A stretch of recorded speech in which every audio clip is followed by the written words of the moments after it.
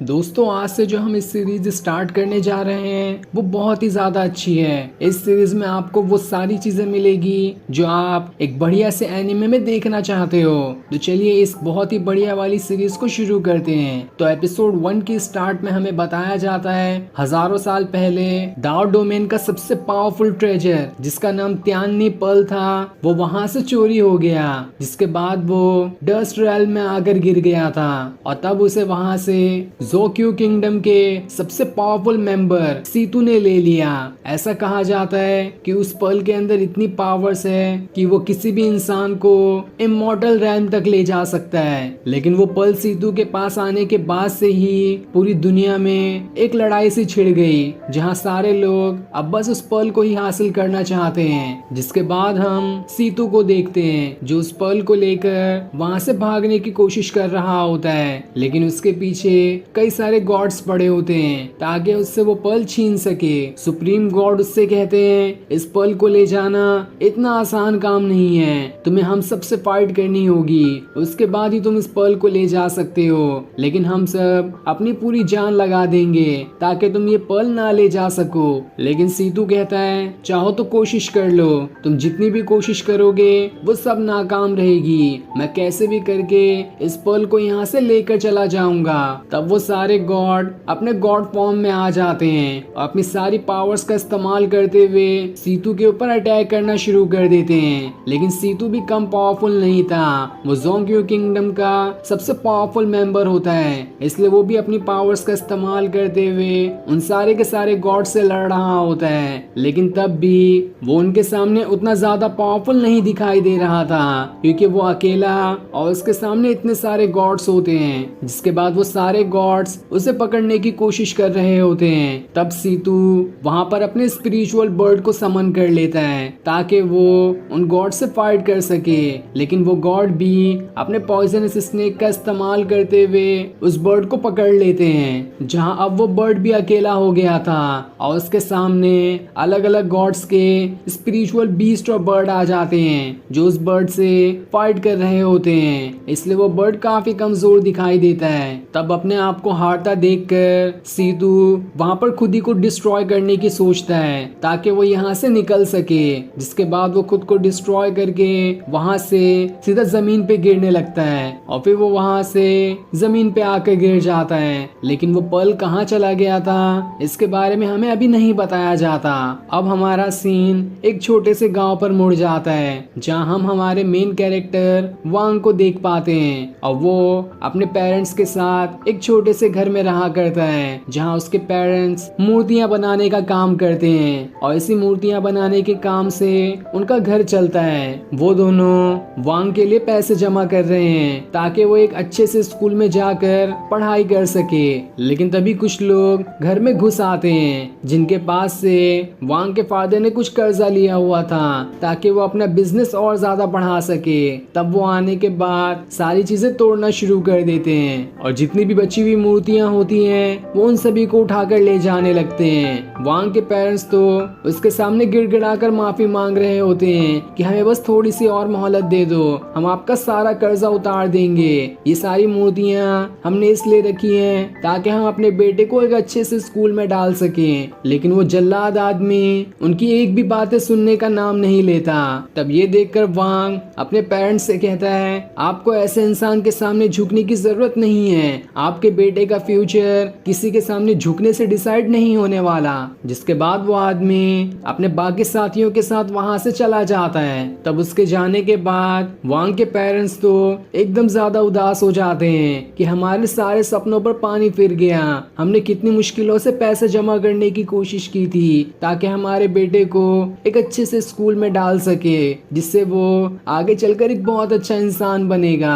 लेकिन देखो बस एक पल में हमारी पूरी जिंदगी बदल गई। तभी वहां पर वांग के फोर्थ अंकल आते हैं जो वांग के फादर से कहते हैं मेरे पास एक अर्जेंट काम था, इसी के बारे में डिस्कस करने के लिए मैं आपके पास आया हूँ। और वो खास बात ये है कि हांग्यू सेक्ट 3 डिसाइपल को सिलेक्ट करना चाहता है ताकि वो उन्हें अपने सेक्ट में शामिल कर सके। और हांग्यू सेक्ट इमोर्टैलिटी के लिए सबसे ज्यादा पावरफुल सेक्ट माना जाता है। वहाँ के डिसाइपल्स काफी ज्यादा पावरफुल होते हैं और उन सभी सभी के पास इमोर्टैलिटी होती है, और अगर वहाँ पर वांग सिलेक्ट हो जाता है तो किसी के अंदर भी हिम्मत नहीं होगी कि आपके सामने आकर आंख उठाकर देख सके। पूरे गांव में आपका नाम रोशन हो जाएगा।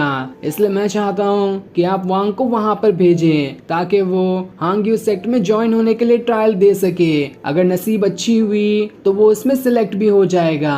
लेकिन वांग के पेरेंट्स कहते हैं हमने तो पैसे जमा किए थे ताकि वांग एक अच्छे से स्कूल में जा सके, लेकिन ये इमोर्टैलिटी में जाना मुझे ठीक नहीं लग रहा, क्योंकि इमोर्टैलिटी हासिल करना बहुत मुश्किल काम होता है। इसलिए हम अपने बेटे की जान खतरे में नहीं डाल सकते हैं। लेकिन तब वांग अपने पेरेंट्स के सामने झुक कर कहता है मैं आप सभी से ये विनती करना चाहता हूँ कि आप मुझे उस ट्रायल में जाने की अनुमति दे दें, क्योंकि मुझे नहीं लगता कि अगर मैं पढ़ लिख कर एक अच्छा इंसान भी बन गया तब भी कोई आपकी इज्जत करेगा, क्योंकि दुनिया गरीबी का तो फायदा ही उठाती है। तब अपने बेटे की जिद के सामने उसके पेरेंट्स उसे उस सेक्ट में शामिल होने के लिए अनुमति दे देते हैं, जिस पर वांग अपने पेरेंट्स से कहता है जब आपके बेटे ने सबसे मुश्किल रास्ता चुन ही लिया है तो वो अपनी जान लगा देगा ताकि इसमें सबसे बेस्ट बनकर दिखा सके। अब वांग के पेरेंट्स उसे वहां पर लेकर आते हैं जहां से 3 डिसाइपल्स को हांग्यू सेक्ट का एम्परर अपने साथ ले जाएगा, जहां पर और भी सारे डिसाइपल मौजूद होंगे और वहां पर उनका ट्रायल शुरू होने वाला है। तब वहां पर वांग को वो दोनों डिसाइपल दिखाई देते हैं जो दोनों भी उसके साथ वो ट्रायल देने जाएंगे, और कुछ ही देर में उसकी उनसे दोस्ती भी हो जाती है। जिसके बाद वहां पर हांग्यू सेक्ट के एम्परर आते हैं जो उन तीनों डिसाइपल्स को अपनी इमॉर्टल स्वॉर्ड देते हैं, जिसके ऊपर खड़े होकर वो वहां से उस जगह जा सकते हैं जहां पर ट्रायल होने वाला है। इसलिए वो सभी उस स्वॉर्ड पे खड़े होकर वहां से ट्रायल देने के लिए जाने लगते हैं। अब वहां आने के बाद वांग को वहां पर कई सारे डिसाइपल्स दिखाई देते हैं जो सभी हांग्यू सेक्ट में ज्वाइन होने के लिए आए थे। लेकिन तब एल्डर सभी से कहते हैं हांग्यू सेक्ट में ज्वाइन होना इतना आसान काम नहीं है, तुम्हें कई सारे ट्रायल्स पास करने होंगे, उसके बाद ही ये डिसाइड किया जाएगा कि तुम हांग्यू सेक्ट में सिलेक्ट होने के लायक हो भी या नहीं। और उन ट्रायल का सबसे पहला ट्रायल ये है कि तुम्हारी फिजिकल बॉडी को चेक करना।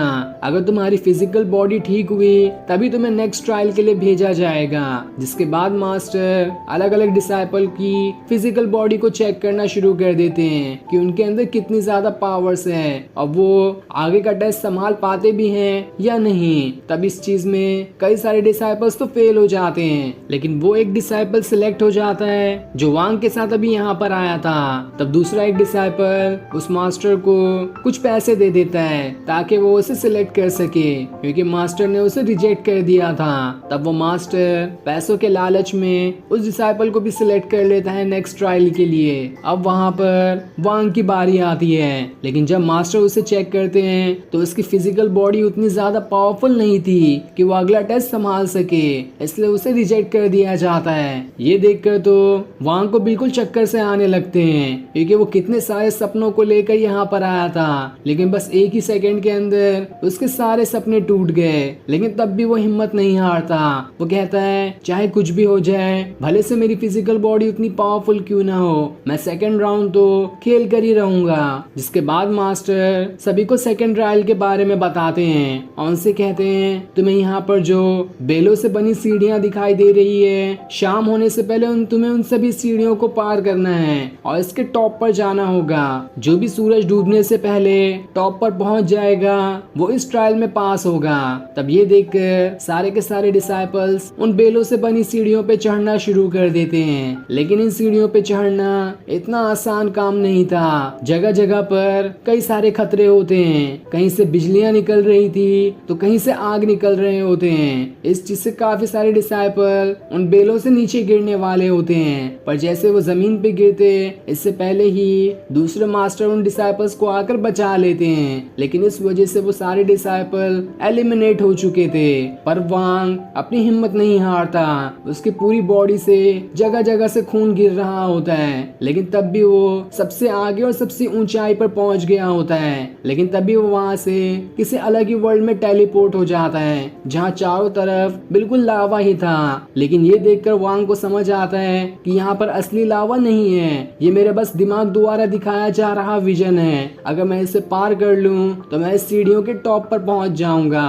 तब वो हिम्मत करके करके लावे से होकर ही आगे बढ़ना शुरू कर देता है। और जैसा कि उसने सोचा था बिल्कुल वैसा ही होता है। वो सब उसके दिमाग द्वारा दिखाया जा रहा विजन था। तब टॉप पे आते ही उसे हांग्यू सेक्ट दिखाई देता है, लेकिन उसके सामने भी बीच में बहुत बड़ी खाई थी जिसे पार करना तो बिल्कुल नामुमकिन था। लेकिन तब भी वांग हिम्मत नहीं हारता और अपनी आंखें बंद करके आगे कदम बढ़ाना शुरू कर देता है। वो जैसे ही कदम बढ़ाता है सामने अपने आप इनविजिबल सीढ़ियां बनते जाती है, जिनके ऊपर चढ़ते हुए वो उस हांग्यू सेक्ट के गेट पर आ जाता है। लेकिन जैसे वो हांग्यू सेक्ट के अंदर जाने वाला होता है कि तभी वहाँ पर एक इनविजिबल शील्ड उसका रास्ता रोक लेती है, क्योंकि सूरज डूब चुका था। ये देखकर वांग की सारी उम्मीदें टूट जाती है, क्योंकि वो सबसे आगे आकर भी बस एक कदम पीछे रह गया था। और इस चीज के बाद पहला एपिसोड यहाँ पर एंड होता है। तो अब वांग जैसे ही गेट के अंदर जाने वाला होता है उससे पहले ही वो वहां से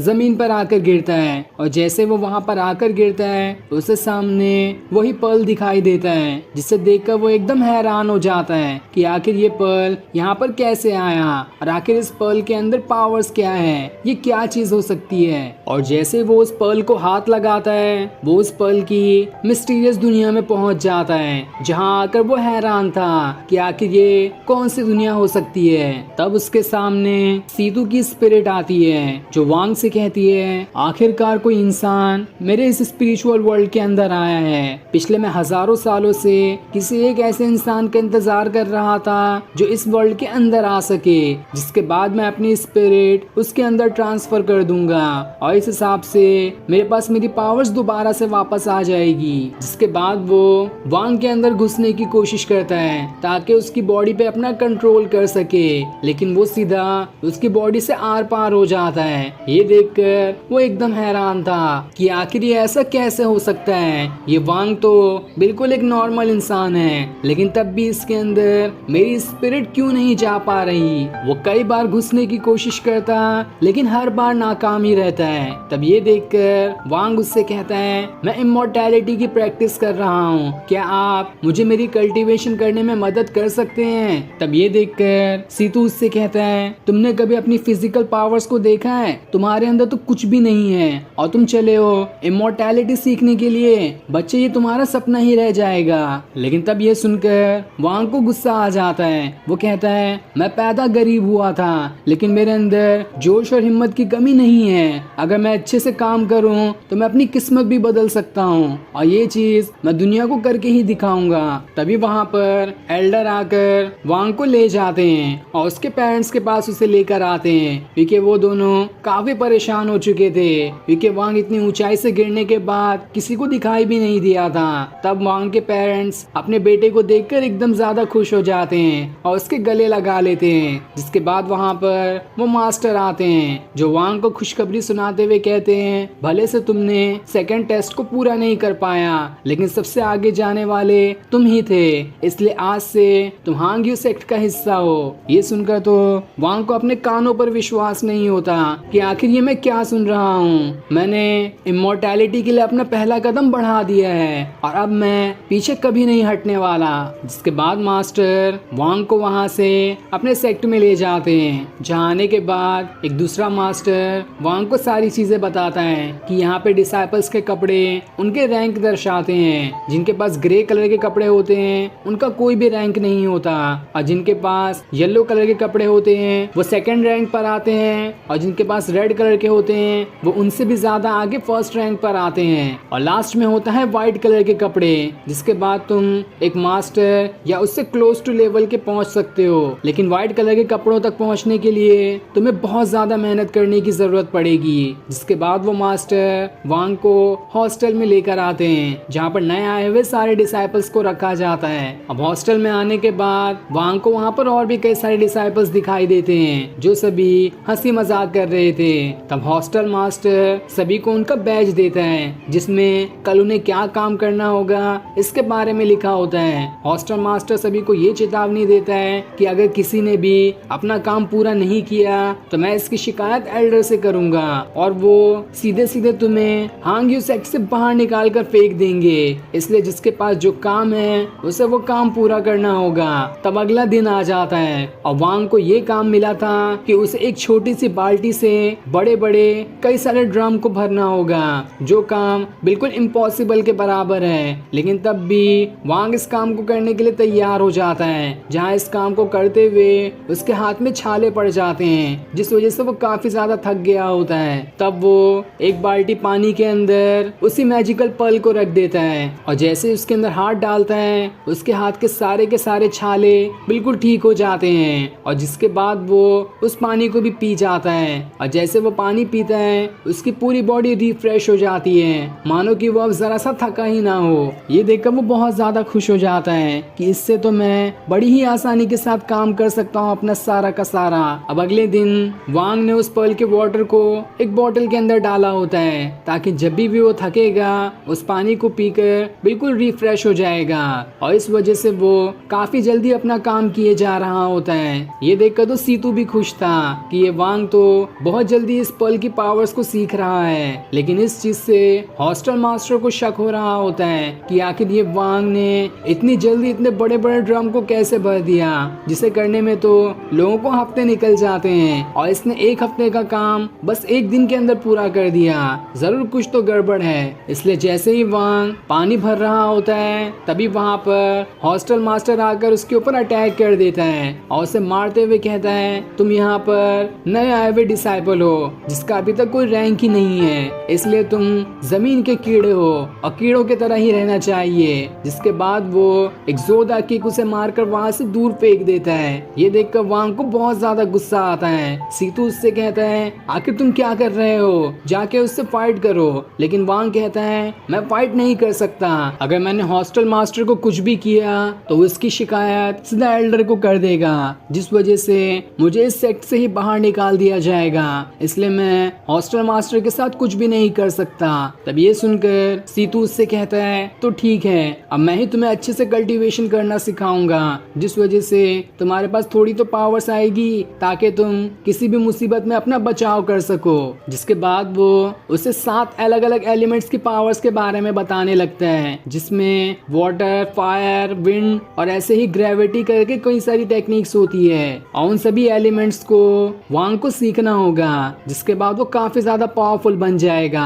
तब वांग सबसे पहले ग्रेविटी एलिमेंट को सीखने की कोशिश करता है। अगर इसे वो सीख गया तो वो दूर से भी किसी भी चीज को उठाकर सीधा अपने हाथ में ला सकता है या किसी और चीज को दूर से हवा में उड़ाकर कहीं और फेंक सकता है। अब कुछ दिनों बाद एक मास्टर आते हैं जो कि येलो कपड़े वाले डिसाइपल के मास्टर थे और वो यहाँ पर वांग और बाकी सारे डिसाइपल में से किसी एक को चुनने आए होते हैं ताकि वो उन्हें अपना डिसाइपल बना सके और जो भी यहाँ का डिसाइपल बनेगा उसे येलो कपड़े दे दिए जाएंगे, जिससे उसका एक रैंक बढ़ जाएगा। तब वो मास्टर वांग को ही आकर चुनते हैं और उससे कहते हैं, क्या तुम मेरा डिसाइपल बनना पसंद करोगे? ये सुनकर तो वांग एकदम ज्यादा खुश हो जाता है और उनके सामने बिल्कुल हाँ कर देता है। तब ये देखकर वो मास्टर उसे कुछ एक्साइलर पिल्स देते हैं, जिसे परंपरा के हिसाब से वांग को खाना होगा, इसलिए वांग उन पिल को खा लेता है। अब इस चीज से वांग काफी ज्यादा खुश था कि अब तो मेरा रैंक भी बढ़ चुका है, साथ ही उसने ग्रेविटी एलिमेंट को भी सीख लिया होता है, इसलिए वो उस एलिमेंट की पावर्स को चेक करने लगता है और अब वो किसी भी चीज को खुद से ही हवा में उड़ा सकता था। दूसरी तरफ एक डिसाइपल हॉस्टल मास्टर से कहता है, आपने तो कहा था कि अगर मैं 1000 लकड़ियां काट दूं तो आप मुझे उस येलो कपड़े वाले मास्टर का डिसाइपल बनवा देंगे, लेकिन वो जगह तो वांग को मिल गई, आपने मुझे धोखा दिया। लेकिन तब हॉस्टल मास्टर उस डिसाइपल के ऊपर ही अटैक करना शुरू कर देता है और उससे कहता है, मेरे सामने जुबान अड़ाने की कोशिश मत करना। लेकिन तभी वहाँ पर वांग आ जाता है जो हॉस्टल मास्टर से कहता है, अब तो हम दोनों एक ही रैंक पर आ चुके हैं, तो क्यों ना कुछ पुराना हिसाब किताब पूरा कर लिया जाए। जिसके बाद वो हॉस्टल मास्टर से फाइट करना शुरू कर देता है, जहाँ वो अपनी ग्रेविटी एलिमेंट का इस्तेमाल करता है और इस तरह से वो काफी बढ़िया तरीके से हॉस्टल मास्टर की पिटाई किए जा रहा था। हॉस्टल मास्टर तो ये देखकर हैरान रहता है कि आखिर इसके पास इतनी पावर्स कैसे आ गई। जिसके बाद वांग हॉस्टल मास्टर की खूब पिटाई करता है और जैसे ही उस डिसाइपल को मौका मिलता है, पीछे से वो एक खंजर सीधा हॉस्टल मास्टर के अंदर ही घुसा देता है और वो उसके ऊपर इतना वार करता है कि आखिरकार वो हॉस्टल मास्टर वहीं पर मारा जाता है। और फिर ये सीन दिखाते ही ये एपिसोड यहीं पर एंड हो जाता है। Thanks for watching.